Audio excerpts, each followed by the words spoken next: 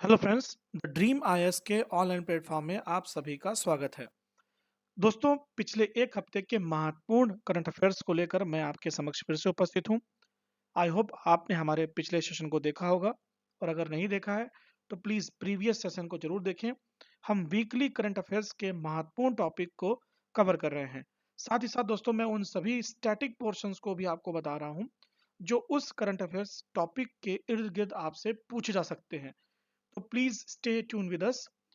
हम बहुत ही अच्छे करंट अफेयर्स के टॉपिक और स्टैटिक इंफॉर्मेशन को आप तक पहुंचाएंगे, ये हमारा वादा है दोस्तों। दोस्तों, सबसे पहला टॉपिक है इस हफ्ते का, वो है पीएम जन मन योजना। प्रधानमंत्री मोदी ने प्रधानमंत्री जन आदिवासी न्याय महाअभियान यानी पीएम जन मन के तहत प्रधानमंत्री आवास योजना ग्रामीण की पहली किस्त जारी की है। प्रधानमंत्री आवास योजना ग्रामीण की पहली किस्त जारी करने के बाद प्रधानमंत्री मोदी जी ने यह भी जानकारी दी कि अब तक इस पूरी योजना में बहुत बड़ा अमाउंट अब तक खर्चा जा चुका है। और एक्चुअल में यह योजना है दोस्तों, जो कई सारे डिपार्टमेंट्स को संयुक्त लेकर चल रही है। लगभग अगर हम सारे डिपार्टमेंट्स के फंड को योग करें, यानी कि इनको ज्वाइन करें, तो वो लगभग 4,700 करोड़ रुपए से अधिक की परियोजनाओं को इसके तहत मंजूरी मिल चुकी है। प्रधानमंत्री जन आदिवासी न्याय महाअभियान यानी जिसे पीएम जन मन कहा गया है, इस वक्त जो प्रधानमंत्री मोदी जी ने अपना 540 करोड़ रुपए का जो बजट या पहले किस्त रिलीज की है, ये प्रधानमंत्री आवास योजना ग्रामीण जो चल रही है उसके तहत या उसकी पहली किस्त होगी। तो याद रखिएगा, प्रधानमंत्री जन मन योजना का संबंध कहीं ना कहीं ग्रामीण उत्थान से है, और मुख्य रूप से उन क्षेत्रों में जहां जनजातीय बाहुल्य हमारे भाई बहन रहते हैं। तो ये याद रखिएगा, प्रधानमंत्री जन मन योजना के तहत पहली किस्त प्रधानमंत्री मोदी जी ने जारी कर दी। अब दोस्तों देखते हैं हम दूसरा महत्वपूर्ण टॉपिक। और दूसरा महत्वपूर्ण टॉपिक दोस्तों हमारा आईयूसीएन रेड लिस्ट से संबंधित है। हिमालयन वुल्फ को आईयूसीएन रेड सूची में असुरक्षित के रूप में वर्गीकृत किया गया है। आप सभी को पता होगा दोस्तों, आईयूसीएन जिसका फुल फॉर्म होता है दोस्तों international Union for Conservation of nature, जो कि काफी साल पहले बना था। अगर मैं बताऊं डेट, तो दोस्तों लगभग 5 अक्टूबर 1948 को, लगभग आज से 75 साल पहले लगभग मान लीजिए, इस ऑर्गेनाइजेशन का फंडिंग हुआ था या ये फाउंडेड किया गया था फ्रांस में। लेकिन अगर मैं हेडक्वार्टर की बात करूं दोस्तों, वर्तमान हेडक्वार्टर की बात करूं, तो इसका हेडक्वार्टर है दोस्तों ग्लैंड में, ग्लैंड स्विट्जरलैंड में, याद रखिएगा। तो ग्लैंड स्विट्जरलैंड में इसका हेडक्वार्टर है वर्तमान में। तो please keep in mind, gland Switzerland में इसका हेडक्वार्टर है। Headquarter of IUCN, headquarter of IUCN कहाँ पर है? ग्लैंड स्विट्जरलैंड में। एक दो बार बोलेंगे आपको याद हो जाएगा, और ये महत्वपूर्ण भी है दोस्तों। तो याद रखिएगा कि जो फ्लोरा और फौना है, यानी कि जो हमारे पेड़ पौधे हैं और ऐसे जीव जो विलुप्त प्राय हो जाते हैं या विलुप्त प्राय की कगार पर हैं, ऐसे सभी जीवों की जो सूची तैयार करने का काम करता है, वो international Union for Conservation of nature यानी आईयूसीएन करता है। और आईयूसीएन अपनी रेड लिस्ट में जिन भी जानवरों को या पेड़ पौधों की प्रजातियों को रखता है, वो हमारे लिए कंसर्न का इशू हो जाते हैं, याद रखिएगा। तो हिमालयन वुल्फ जो कि हिमालय में पाया जाता है, थोड़ी और इन्फॉर्मेशन लेते हैं। हिमालय भर में पाए जाने वाले शिकारी हिमालयन वुल्फ, जिसे कैनिस प्ल्यूपस चांको का नाम भी दिया जाता है, का मूल्यांकन पहली बार International Union for Conservation of Nature की रेड लिस्ट सूची में किया गया है। हिमालयन वुल्फ को आईयूसीएन लाल सूची में असुरक्षित के रूप में सूचीबद्ध किया गया है। और दोस्तों, ये जो मूल्यांकन हुआ था वो 27 जून 2023 को किया गया था, ये याद रखिएगा। तो हिमालयन वुल्फ को आप याद रखिएगा, ये हमारे भारत का एक ऐसा जीव हो गया जो कि आईयूसीएन की रेड लिस्ट में शामिल हुआ है, वो भी असुरक्षित वाली। याद रखिएगा, यह असुरक्षित लिस्ट में आईयूसीएन की शामिल हुआ है। हिमालयन वुल्फ बेसिकली देखूं तो नेपाल, भारत और तिब्बती पठार की हिमालयन श्रृंखला में पाया जाता है। तो ये याद रखिएगा, this is important for you for upcoming examinations. Next topic देखते हैं दोस्तों, ऑपरेशन अमृत। ये आपके लिए महत्वपूर्ण है। केरल सरकार ने राज्य में एंटीबायोटिक्स दवाओं के दुरुपयोग को नियंत्रित करने के लिए ऑपरेशन अमृत शुरू किया है। इस टॉपिक को जब हम पढ़ रहे हैं तो आपके दिमाग में कंफ्यूजन नहीं होना चाहिए कि ये टॉपिक कहीं ना कहीं आपको जल या पानी से संबंधित लग सकता है कि अमृत जल अमृत पानी। लेकिन दोस्तों ये है एंटीबायोटिक्स के दुरुपयोग को नियंत्रित करने का केरल सरकार का एक अभियान है जिसे ऑपरेशन अमृत नाम दिया गया है। केरल के औषधि नियंत्रण विभाग ने राज्य में एंटीबायोटिक दुरुपयोग को नियंत्रित करने के लिए ऑपरेशन अमृत या संपूर्ण स्वास्थ्य के लिए रोगाणुरोधी प्रतिरोध हस्तक्षेप अभियान शुरू किया है। यह पहल जन भागीदारी से क्रियान्वित होगी। तो याद रखिएगा, ऑपरेशन अमृत का संबंध है एंटीबायोटिक दवाओं के दुरुपयोग से या दुरुपयोग को रोकने से। नेक्स्ट इंपॉर्टेंट पॉइंट देखते हैं, इंपॉर्टेंट टॉपिक देखते हैं दोस्तों। यह है सिल्वराइन तितली की एक नई प्रजाति जो कि श्री विल्लू पुत्तन मेगा मलाई टाइगर रिजर्व में सिल्वराइन तितली की एक नई प्रजाति सिगारिटिस मेगा मलाई एंसिस की खोज की गई है। तितली की यह प्रजाति पश्चिमी घाट यानी कि वेस्टर्न घाट्स में, आप सभी को पता है दोस्तों, मैंने कई बार क्लास में भी ये जानकारी दी है और आपने भी इस टॉपिक को या इस इंफॉर्मेशन को कई बार पढ़ा होगा कि भारत में सबसे ज्यादा बायोडायवर्सिटी रीजन जो है वो वेस्टर्न घाट्स में पाया जाता है। अगर हम वेस्टर्न घाट्स में भी फोकस करें दोस्तों तो वेस्टर्न घाट्स में बेसिकली जो केरल का रीजन है और केरल के रीजन में भी जो साइलेंट वैली का रीजन है दोस्तों, वहां पर बहुत ज्यादा बायोडायवर्सिटी पाई जाती है। तो वहीं पर दोस्तों तितली की एक नई प्रजाति प्राप्त हुई है, ये याद रखिएगा। नई प्रजाति जो प्राप्त हुई है इसका नाम मेघामलाई क्षेत्र क्षेत्र के नाम, जिसका नाम है बादल पर्वत के नाम पर रखा गया है। बादल पर्वत के नाम पर रखा गया है। पश्चिमी घाट में तितलियों की अब जो इसके साथ जो विभिन्न प्रजातियां पाई जाती हैं, तो ये प्रजातियों की कुल संख्या हो गई है 337।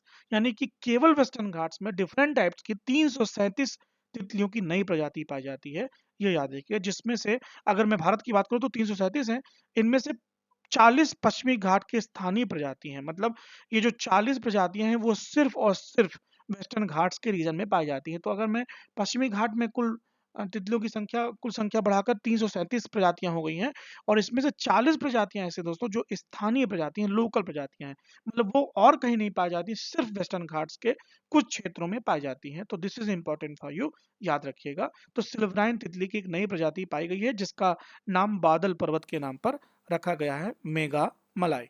Please keep in mind. Okay, तो ये याद रखिएगा, ये इंपॉर्टेंट है। वेस्टर्न घाट्स इंपॉर्टेंट है बायोडायवर्सिटी के पॉइंट ऑफ व्यू से। और अगर वेस्टर्न घाट्स में भी पूछा जाए तो बेसिकली केरल का जो तटीय क्षेत्र है वो बहुत ज्यादा इंपॉर्टेंट है। और अगर केरल में भी पूछा जाए दोस्तों तो वो है साइलेंट वैली। विश्व में पूछा जाए तो दोस्तों वो है जो हमारा इक्वेटर के आसपास का रीजन है, या बेसिकली मैं कहूँ तो 23 डिग्री एंड हाफ 23 डिग्री हम साउथ के बीच का जो रीजन है वहां पाया जाता है। अगर आपसे पूछा जाए तो बेसिकली अमेजन के जंगल हैं, वहां पे पाया जाता है।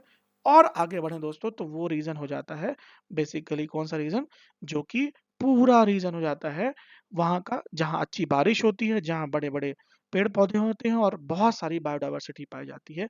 बेसिकली अगर हम पृथ्वी के रीजन में देखें तो ट्रॉपिक ऑफ कैंसर से कैप्रिकॉर्न के बीच के रीजन, और देखें दोस्तों तो वो है इक्वेटर के आसपास का रीजन जहां बहुत अच्छी बारिश होती है, बहुत सघन वृक्ष पाए जाते हैं, बहुत सघन जंगल पाए जाते हैं। और क्योंकि जंगलों की सघनता है तो वहां पर बायोडायवर्सिटी पॉइंट ऑफ व्यू से भी बहुत इंपॉर्टेंट रीजंस हो जाते हैं। भारत में western Ghats, keep in mind. Okay, next point देखते हैं, एक्स अत्युत्या। ये जो हमारा एक सैन्य अभियान है वो हमने किसके साथ किया, तो भारत और थाईलैंड की नौसेनाओं के बीच होने वाले इस अभियान का नाम है, ये दोस्तों पहला द्विपक्षीय अभ्यास है। इसका नाम है एक्स अयुत्या। अयुत्या याद रखिएगा, एक्स अयुत्या। और ये अभियान भारत और थाईलैंड के मध्य हुआ है, याद रखिएगा। तो ये आपके लिए नया इंपॉर्टेंट है क्योंकि ये पहला द्विपक्षीय अभियान है, इसलिए इसके बारे में आपको याद रखना है। एक्स अयुत्या जो दो पुराने शहरों भारत में अयोध्या और थाईलैंड में अयुत्या के महत्व का प्रतीक है। तो ये इंपॉर्टेंट दोस्तों, अयोध्या आप सभी ने देख ही लिया है दोस्तों, अयोध्या में राम पधार चुके हैं, राम मंदिर का उद्घाटन हो चुका है, तारीख है 22 जनवरी 2024। आई होप आपने इस विजुअल को आप सभी ने देखा होगा। ये हम सभी के लिए बहुत मेमोरेबल मोमेंट है। जय श्री राम। आगे देखते हैं द बीच गेम्स। ये इंपॉर्टेंट है दोस्तों, ये भी अपने आप में एक नया प्रकार का प्रयोग हुआ है। द बीच गेम्स 2024 भारत का पहला मल्टी स्पोर्ट्स बीच गेम। बीच समझ रहे हैं, समुद्र के किनारे होने वाले games. The beach games 2024 Diu यानी दमन दीव दादरा नगर हवेली, जो आपको अब ज्वाइंट एक यूनियन टेरिटरी है हमारी, वहां के दीव के तट में, जिसे ब्लू फ्लैग यानी ब्लू टैग मिल चुका है, ब्लू फ्लैग टैग।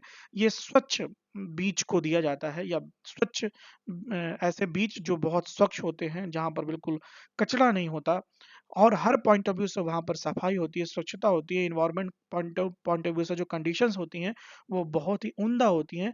ऐसे बीचों को प्रमाणित किया जाता है द ब्लू फ्लैग से। तो ऐसे ही दीव के ब्लू फ्लैग प्रमाणित जो बीच है, जिसका नाम है घोघला बीच, घोघला बीच पर यह पूरी कंपटीशन, ये जो पूरा बीच गेम्स 2024 है, इसे आयोजित किया गया। और सबसे महत्वपूर्ण बात है दोस्तों कि जिसके पास बिल्कुल बीच नहीं है उसने 7 स्वर्ण पदक प्राप्त किए हैं, यानी कि हमारा प्यारा मध्य प्रदेश। तो दोस्तों मध्य प्रदेश ने 7 गोल्ड मेडल जीते हैं, 7 स्वर्ण सहित कुल 18 पदकों के साथ पदक तालिका के शीर्ष स्थान पे, यानी रैंक 1 किसकी लगी है? मध्य प्रदेश की। इंटरेस्टिंग ये दोस्तों कि एमपी के पास एक भी बीच नहीं है, क्योंकि दोस्तों मध्य प्रदेश पूर्णतः भू आवेष्टित प्रदेश है। आप सभी को पता होगा मध्य प्रदेश हमारा पूर्णतः भू आवेष्टित प्रदेश है, इसके पास बिल्कुल भी बीच वगैरह नहीं है। राइट, मध्य प्रदेश पूर्णतः भू आवेष्टित प्रदेश है। मध्य प्रदेश को अगर आप बहुत ध्यान से देखेंगे तो मध्य प्रदेश चारों तरफ से ऐसे प्रदेशों से घिरा हुआ है जो कहीं ना कहीं इंटरनेशनल बॉर्डर टच करते हैं, लेकिन मध्य प्रदेश ना ही समुद्री सीमा को टच करता है और ना ही कहीं पर किसी इंटरनेशनल बॉर्डर को टच करता है। फिर भी एमपी में के हिस्से में 7 स्वर्ण और कुल 18 पदक प्राप्त कर मध्य प्रदेश ने पहला स्थान प्राप्त किया है भारत के पहले मल्टी स्पोर्ट्स बीच गेम्स के कंपटीशन में, जो कि आयोजित हुआ घोघला बीच, जो कि कहां पर है? Diu.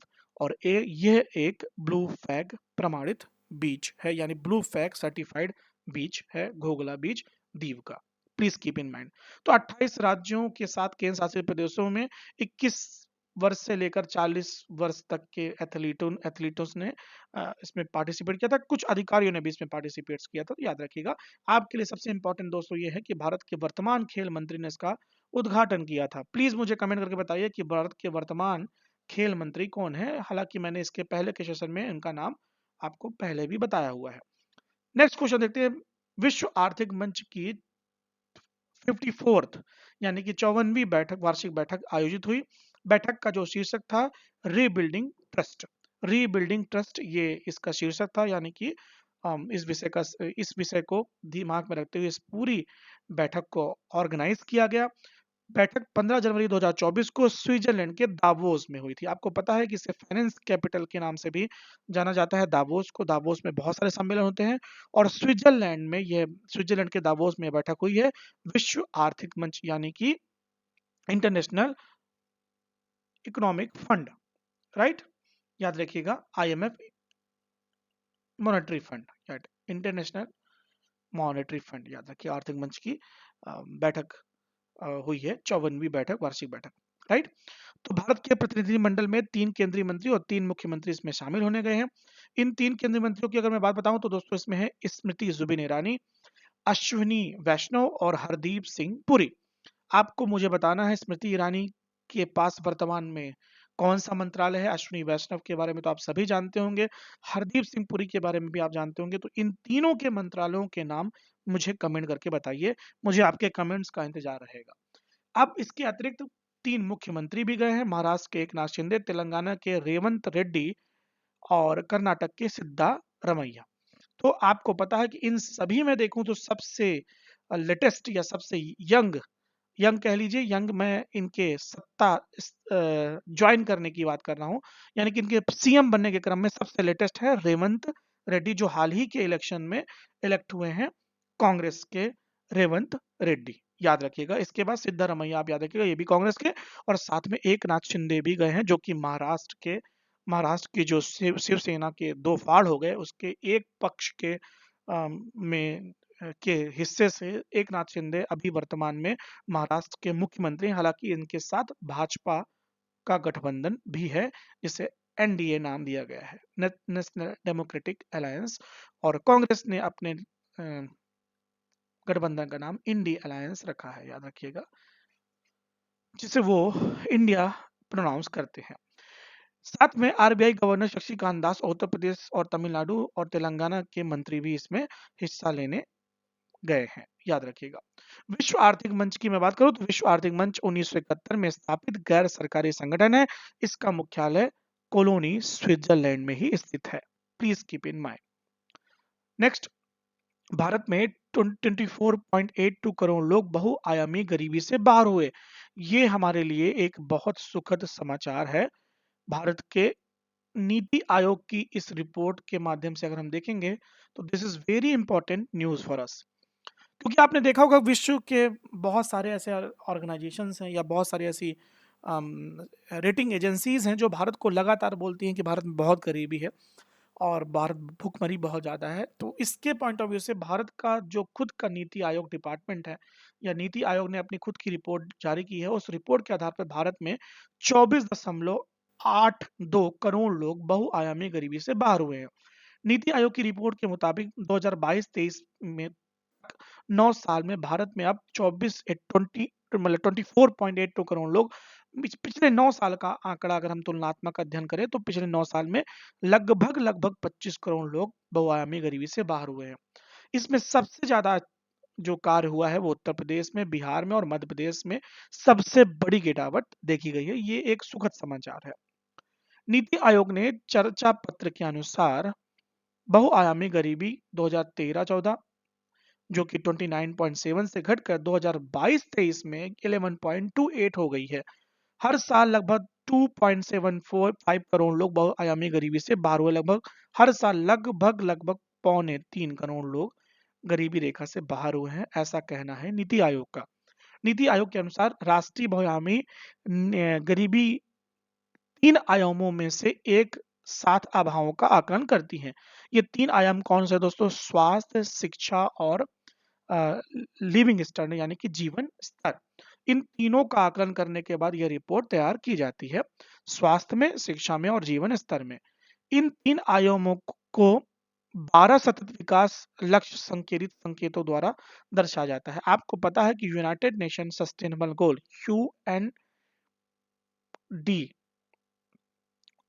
UNSD United nation sustainable गोल, जिनकी संख्या कितनी है दोस्तों? 17। वैश्विक तौर पर 17 गोल हैं जिन पर पूरा विश्व काम कर रहा है। उन गोल में से लगभग 12 गोलों को ध्यान में रखते हुए और मुख्य रूप से स्वास्थ्य, शिक्षा और जीवन स्तर को ध्यान में रखते हुए नीति आयोग ने अपनी ये रिपोर्ट प्रस्तुत की है।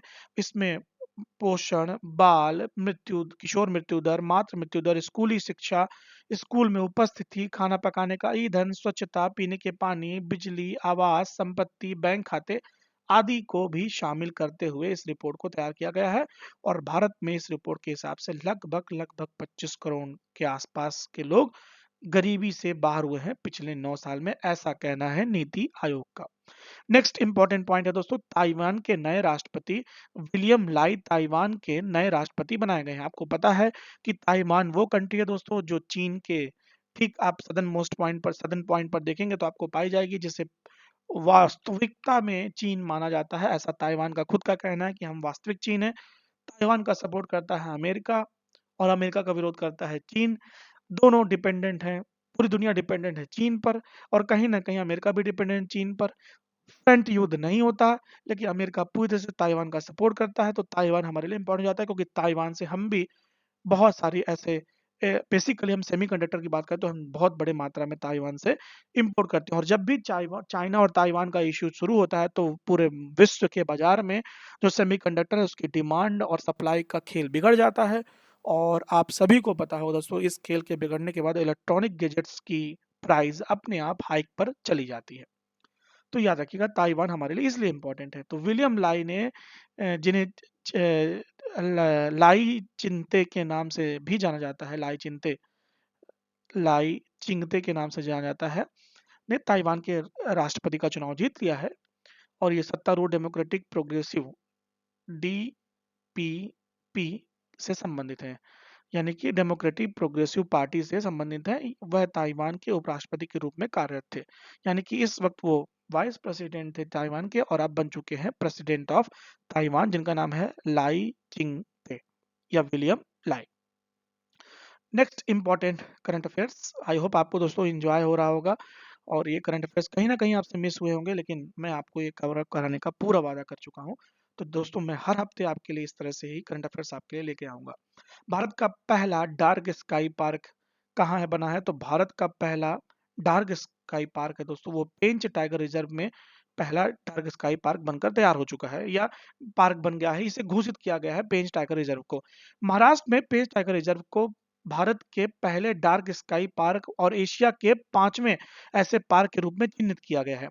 अंधेरे आकाश की सुरक्षा और प्रकाश प्रदूषण को रोकने के लिए इसे डार्क स्काई के रूप में नामित किया गया है, जिससे यह सुविधा खगोल विज्ञान के प्रति उत्साही लोगों के लिए एक आदर्श बन जाती है। मतलब अगर आप खगोल के क्षेत्र में, यानी कि आपको तारे सितारे देखने का बहुत शौक है, आपके पास बहुत सारे टेलीस्कोप या इन सब की चीज़ों को आप इंस्ट्रूमेंट में रख रखा है, तो आपके लिए पेंच टाइगर रिजर्व बहुत अच्छी जगह है दोस्तों, जहाँ पर आप आसानी से जंगल और साथ में मंगल इन दोनों को बहुत अच्छे से कैच कर सकते हैं। तो याद रखिएगा, डार्क स्काई रिजर्व एक ऐसा क्षेत्र है जो आमतौर पर एक पार्क या वेधशाला के आसपास होता है, जो कृत्रिम प्रकाश प्रदूषण से प्रतिबंधित होता है, यानी कि वहां पे आर्टिफिशियल किसी प्रकार की लाइट नहीं रहती। तो डार्क स्काई का उद्देश्य आमतौर पर खगोल विज्ञान को बढ़ावा देने के लिए किया जाता है। तो यहाँ पर जो खगोल के क्षेत्र में रिसर्च करने वाले होते हैं वो आराम से जाकर अपनी रिसर्च को परफॉर्म कर सकते हैं। तो 1977 में स्थापित किया गया था पेंच टाइगर रिजर्व। भारत के प्रमुख बाघ अभ्यारण्यों में से एक है, जो एक है और जो दो राज्यों के मध्य, यानी कि मुख्य रूप से मध्य प्रदेश और महाराष्ट्र के बीच फैला हुआ है। पेंच जो नाम है दोस्तों, वो पेंच नदी के कारण है। और आपको मुझे कमेंट करके बताना है कि पेंच किसकी सहायक नदी है। Please do comment, I will wait for your answer.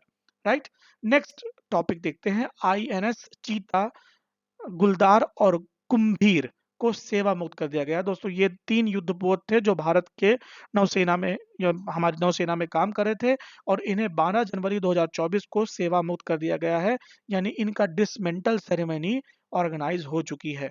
याद रखिएगा, ये मुख्य रूप से 1984, 1985, 1986 में पोलैंड से भारत के लिए तत्कालीन राजदूत श्री S अरोड़ा तथा श्री A दास की उपस्थिति में भारतीय नौसेना में शामिल किए गए थे। तो बहुत पुराने थे दोस्तों, इनकी विदाई हो गई, ये याद रखिएगा। अब दोस्तों सबसे महत्वपूर्ण हमारे लिए न्यूज आई है, वो है वर्ष 2023 विश्व भर में कहतहलका मचाने के साथ साथ एक बड़े रिसर्च को छोड़ गया दोस्तों। वो ये है कि विश्व के अब तक के सभी एनालिस्टों ने ये माना है कि 2023 भारत सहित विश्व का या इस पूरी दुनिया का सबसे गर्म साल रहा है। और इसका जो अनुमान लगाया दोस्तों कि इस बार जो विश्व का औसत टेम्परेचर था वो है 14.98 डिग्री सेल्सियस। आप सभी को पता होगा दोस्तों कि अगर ये 1 डिग्री सेल्सियस भी बढ़ता है तो ये हमारे लिए बहुत बड़ा कंसर्न का इशू हो जाता है, क्योंकि दोस्तों 1 डिग्री सेल्सियस बढ़ना मतलब जो ग्लेशियर्स हैं उनका मेल्ट होना, ग्लेशियर्स मेल्ट होकर के नदी पर पानी जाएगा, पानी नदी का पानी सागरों में आएगा और सागर में पानी बढ़ेगा तो जो पानी सागर के तटों पर रहने वाले लोग हैं या सागर के तटों पर जो द्वीप है वो सबमर्ज हो जाएंगे, पानी में डूब जाएंगे। और अल्टीमेटली दोस्तों हमारे पास वैसे ही बहुत कम एरिया है इतनी बड़ी पॉपुलेशन के रहने के लिए, वो पानी में डूबेगा तो हमारे पास रहने योग्य भूमि कम हो जाएगी, और जबकि पॉपुलेशन बढ़ ही रही है दोस्तों, आप सभी को पता है। तो सबसे गर्म साल रहा है वर्ष 2023, ये आकलन रिपोर्ट इस बार प्रस्तुत हुई है और इस रिपोर्ट के हिसाब से हमारे लिए चिंतनीय विषय तो है। तो वर्ष 2023 पहला वर्ष था जिसमें सभी दिन पूर्व औद्योगिक काल की तुलना में 1 डिग्री सेल्सियस से अधिक गर्म थे। 1850 से लेकर 1900 के तुलना में किया जाए तो, और उसके बाद 1900 से लेकर के 2023 की तुलना की जाए तो लगभग 1.48 डिग्री सेल्सियस तापमान अधिक पाया गया है। और सबसे गर्म महीना जो था दोस्तों वो था जून का महीना, ये याद रखिएगा। तो जून का महीना दुनिया का सबसे गर्म महीना रहा है प्लीज कीप इन माइंड, ये याद रखिएगा, 2023 का जो जून था वो अब तक का सबसे गर्म महीना था और 2023 सबसे गर्म साल था। नेक्स्ट, भारत के टेनिस खिलाड़ी हैं, याद रखिएगा, ये मैंने एक पॉइंट नोट कर लिया है। सुमित नागल 35 वर्षों में ग्रैंड स्लैम में किसी भी वरीयता प्राप्त खिलाड़ियों को हराने वाले पहले, इन्होंने जिनको हराया है ग्रैंड स्लैम में वो 27 रैंक पर थे और कजाकिस्तान के प्लेयर थे। उन्हें हरा करके सुमित नागल, तो एक नया उभरता हुआ नाम जो इस ग्रैंड स्लैम के विक्ट्री के बाद आपको और भी सुनाई देगा, उनका नाम है सुमित नागल। अगर पेपर में कभी आ जाए कि सुमित नागल का संबंध किससे है तो याद रखिएगा ये भारत के टेनिस खिलाड़ी हैं जिन्होंने किसी वरीयता प्राप्त खिलाड़ी को हराया है। याद रखिएगा 35 सालों बाद ऐसा भारत में हुआ है। अब अगला पॉइंट देखते हैं दोस्तों, 2022 के लिए राज्यों की स्टार्टअप रैंकिंग में नंबर 1 स्थान पर है गुजरात, नंबर 2 स्थान पर है केरल, नंबर 3 स्थान पर है कर्नाटक। याद रखिएगा स्टार्टअप्स की रेटिंग आई है। स्टार्टअप की मतलब स्टार्टअप शुरू करने में युवाओं का बहुत बड़ा योगदान होता है और उन्हें एक प्लेटफॉर्म देना, उनके सारे कंसर्निंग इश्यूज को सुनना, कम भूमि पर ऋण उपलब्ध करवाना, भूमि उपलब्ध करवाना, बिजली उपलब्ध करवाना और वो सभी सुगम्य साधन बना देना ताकि वो जो अपने स्टार्टअप्स को शुरू करने वाले हैं आसानी से शुरू कर सकें। तो इसके लिए पहली रैंक है गुजरात की, दूसरी रैंक है केरल की और तीसरी रैंक है दोस्तों कर्नाटक की। ये 3 राज्य आपके लिए महत्वपूर्ण हो जाते हैं जब हम डिस्कस करेंगे स्टार्टअप्स की रैंकिंग में। नेक्स्ट पॉइंट, श्री मंदिर परिक्रमा प्रकल्प यानी कि जगन्नाथ मंदिर में भी अभी कॉरिडोर परियोजना का उद्घाटन 17 जनवरी को जो वहां के चीफ मिनिस्टर हैं उन्होंने किया। तो मुझे कमेंट करके बताइए कि जगन्नाथ मंदिर आप सभी को पता होगा, श्री जगन्नाथ मंदिर विष्णु भगवान को समर्पित एक मंदिर है और यहाँ की जो रथ यात्रा है वो विश्व प्रसिद्ध है, आप सभी को पता होगा। जगन्नाथ मंदिर जो है वो है पुरी में, तो पुरी आता है उड़ीसा में और उड़ीसा के सीएम वर्तमान कौन है और साथ में उनकी पार्टी का भी नाम बताइए, कमेंट का इंतजार रहेगा आपके। तो पुरी जगन्नाथ मंदिर विष्णु भगवान को समर्पित एक मंदिर है, ये सारी डिटेल मैंने आपको बता दिया। और सबसे महत्वपूर्ण, इस मंदिर का निर्माण अवंती के राजा इंद्र युग्म द्वारा करवाया गया था पुरी में ही। इनका जो मुख्य मंदिर है, बाद में जीर्णोद्धार बहुत सारे लोगों ने करवाया, याद रखिएगा। नेक्स्ट इंपॉर्टेंट पॉइंट है 9वें भारतीय अंतर्राष्ट्रीय विज्ञान महोत्सव का उद्घाटन हो गया है। तो केंद्रीय मंत्री जितेंद्र सिंह ने हरियाणा के फरीदाबाद में 9वें भारतीय अंतर्राष्ट्रीय विज्ञान महोत्सव का उद्घाटन किया। इसका आयोजन जो फरीदाबाद के translation health science and technology institute और जैव प्रौद्योगिकी विभाग के क्षेत्रीय जैव प्रौद्योगिकी केंद्र में किया गया है। याद रखिएगा 9वां अंतर्राष्ट्रीय विज्ञान महोत्सव आयोजित हो रहा है, कहां पर या हो चुका है, फरीदाबाद में, याद रखिएगा। नेक्स्ट पॉइंट, सर्वश्रेष्ठ फीफा खिलाड़ी का अवार्ड मिल चुका है मेसी को। आप सभी को पता है कि अगर मैं पिछले 4 साल की बात करता हूं तो 4 सालों में 3 साल मेसी को मिल चुका है। 2019 में भी इन्हीं को मिला था, फिर 2022 में भी मेसी को ही मिला था और अभी 2023 का, मतलब लगातार 2 साल हो गया, 23 का भी फीफा का सर्वश्रेष्ठ खिलाड़ी पाने वाले अर्जेंटीना के सुपरस्टार लियोने मेसी को सर्वश्रेष्ठ फीफा खिलाड़ी के रूप में चयनित किया गया है, याद रखिएगा। नेक्स्ट, लाल सागर संकट। लाल सागर में व्यापारियों, जहाजियों पर हाउती हमलों का भारत में तेल जो है यानी पेट्रोलियम के प्राइस भारत में बढ़ सकते हैं अगर ये हमले थमे नहीं।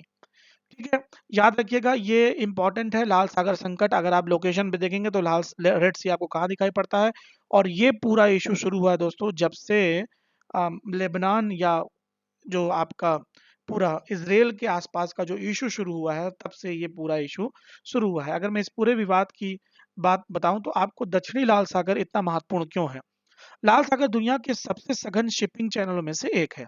यह यूरोप को एशिया और पूर्वी अफ्रीका को जोड़ने वाला एक महत्वपूर्ण जलमार्ग है। वैश्विक व्यापार का लगभग 12% जो हिस्सा है वो लाल सागर से होकर गुजरता है। हर साल अरबों डॉलर का जो व्यापार है, व्यापारिक सामान आपूर्ति लाल सागर से होकर जाती है।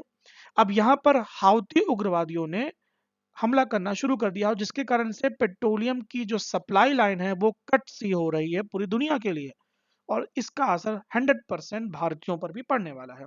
हाउती उग्रवादियों को औपचारिक रूप से अंसार अल्लाह या भगवान के पक्षपाती के रूप में जाना जाता है।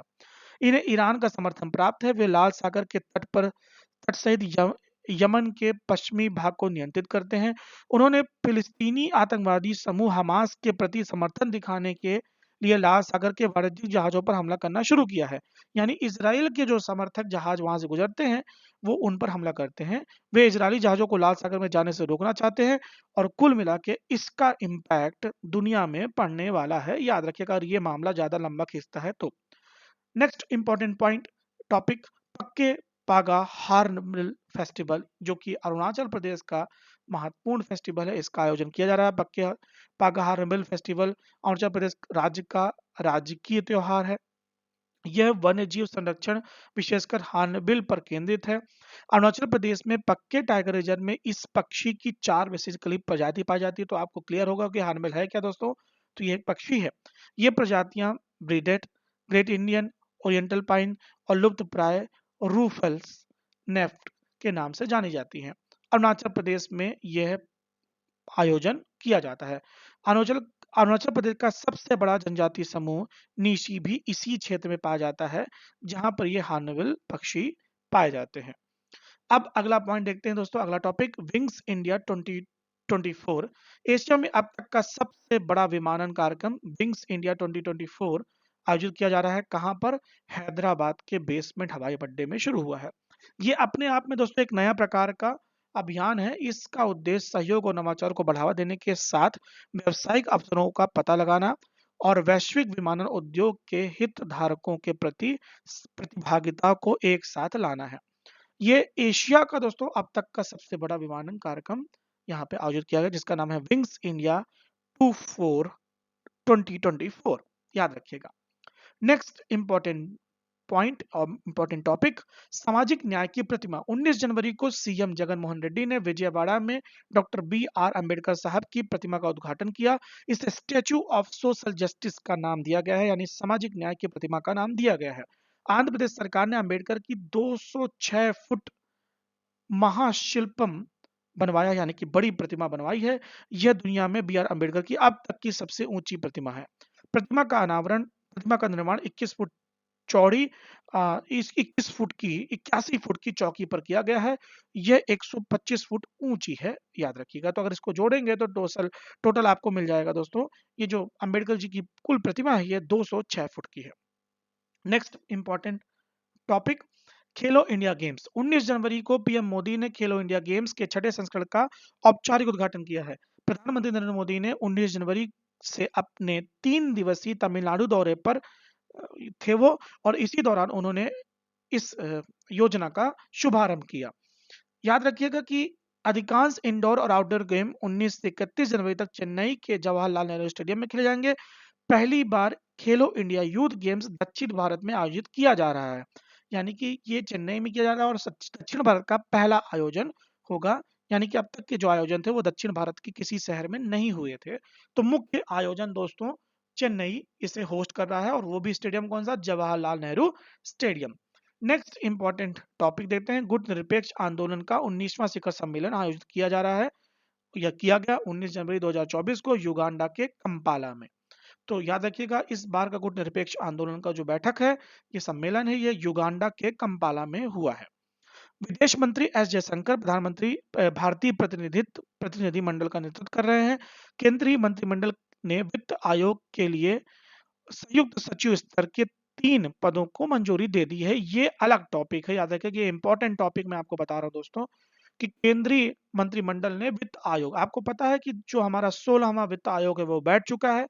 कुछ इंपॉर्टेंट इन्फॉर्मेशन मैं 16वें वित्त आयोग के लिए आपके लिए लेकर के आया हूँ। तो 16वें वित्त आयोग के लिए सरकार की ओर से संयुक्त सचिव के 2 पद और आर्थिक सलाहकार के लिए 1 पद सृजित किया गया है। अरविंद पनगड़िया को 16वें वित्त आयोग का अध्यक्ष नियुक्त किया गया है। ऋतिक आर पांडे सचिव होंगे। वित्त मंत्रालय ने आयोग के विभिन्न अधिकारियों और कर्मचारियों की नियुक्ति के लिए आवेदन आमंत्रित किए हैं।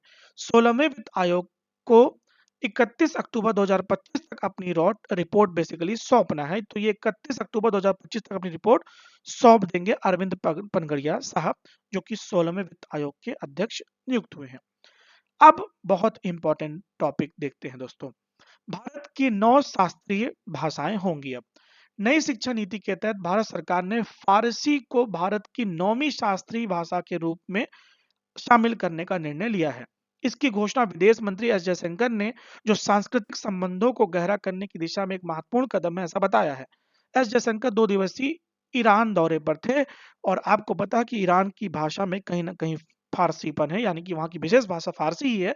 और फारसी को भारत की संस्कृति के तौर पर, भारत से सांस्कृतिक तौर पर संलग्न करते हुए भारत ने निर्णय लिया है कि भारत की 9वीं शास्त्रीय भाषा होगी फारसी।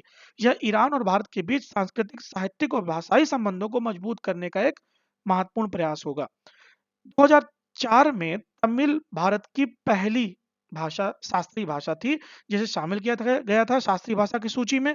इसके बाद 2005 में संस्कृत को, 2008 में कन्नड़ को, 2008 में ही तेलुगु को, मलयालम को 2013 में, और भारत 2000 उसके बाद 2014 में उड़ीसा को शामिल किया गया था भारत की क्लासिकल लैंग्वेजेस की सूची में। अब 9वीं भाषा होगी फारसी। केंद्र सरकार द्वारा शास्त्रीय भाषा को घोषित किया जाता है, ये याद रखिएगा। भारत की राष्ट्रीय शिक्षा नीति 2020 के अनुसार इन शास्त्रीय भाषाओं के अलावा पाली, फारसी, प्राकृत भाषाओं को संरक्षित किया जाएगा। सभी शास्त्रीय भाषाएं संविधान की 8वीं अनुसूची में सूचीबद्ध हैं, जो कि भारतीय संविधान के भाग 9 में अनुच्छेद 343 से 351 तक आपको देखी जा सकती हैं, आपको दिखाई देंगी, याद रखिएगा। तो दोस्तों, ये था आज का हमारा करंट अफेयर्स का सेशन। आई होप आज के टॉपिक्स आपको समझ में आए होंगे। मैंने वो हर संभव प्रयास किया दोस्तों जो आपके लिए इंपॉर्टेंट हो सकते थे इस पूरे वीक के करंट अफेयर्स। मैंने महत्वपूर्ण करंट अफेयर्स के टॉपिक्स को और जिनके पीछे का एक थोड़ा बैकग्राउंड था, जिससे स्टैटिक पोर्शन की जानकारी भी आपको मिलती, उन सभी को आपके लिए लाने का प्रयास किया है। तो I hope this complete session will be valuable for you. Please इसे और अपने दोस्तों तक पहुंचाएं। आपके व्यूज, आपके रिस्पॉन्स, आपके कमेंट्स का हमको इंतजार रहेगा। Stay tune with us till now. Good bye. Thank you.